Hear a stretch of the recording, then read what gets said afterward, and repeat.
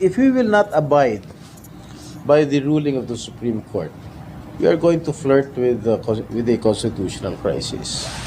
And if there is a constitutional crisis, what will happen next? There will be chaos in our government.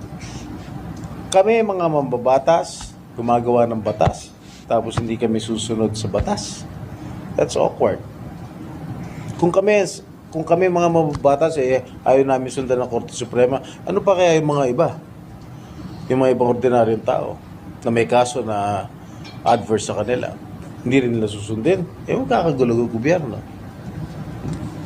Kahit sir na, sole domain ng Kongreso ang impeachment.